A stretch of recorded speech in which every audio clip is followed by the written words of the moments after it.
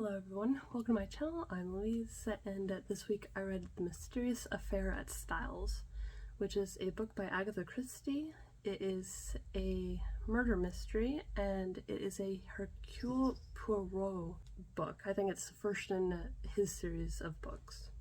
So I had a lot of fun reading this book.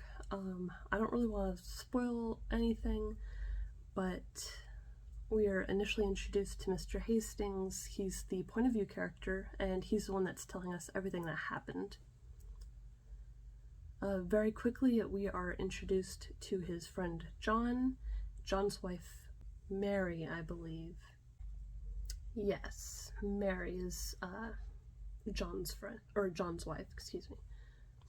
We're also introduced to a handful of other characters, such as John's brother Lawrence, John and Lawrence's mother Emily, Emily's current husband Alfred, Evelyn, who is a cousin of Alfred, Cynthia, who is a family friend, Dr. Bauerstein, who is a toxicologist, and Dorcas, who is a maid at Styles. It was a really fun book. The first half was a little slow. Introducing all the characters was a little slow, and then the death happened, and then it was slow again until about halfway through. I know we're introduced to Hercule Poirot quite early on, but he's not heavily involved until about 40% in. But the second half of the book was really quite fast-paced. And honestly, I'm really proud of myself because I guessed who did it and was technically half right. Throughout the book, there were so many red herrings that, especially with reading from Hastings' point of view, were really easy to be led by. And really, that's one of the great things about mystery, is that there are red herrings and that you can figure out the whole story, everything that happened, put all the evidence together and come to the correct answer, to the correct conclusion. But the red herrings make it so difficult. And reading from Hastings' point of view, who is easily led by these red herrings, makes it far easier for at least me, the reader, to get trapped by those red herrings. It was very entertaining though. Honestly, I'd really love to take an Agatha Christie book and just put it all together myself, or at least attempt to, without it needing to be explained. Unfortunately, I don't think I'm really quite clever enough to be able to figure out the whodunit story. I really like Hercule Poirot. He's a very fun character, very enthusiastic. He's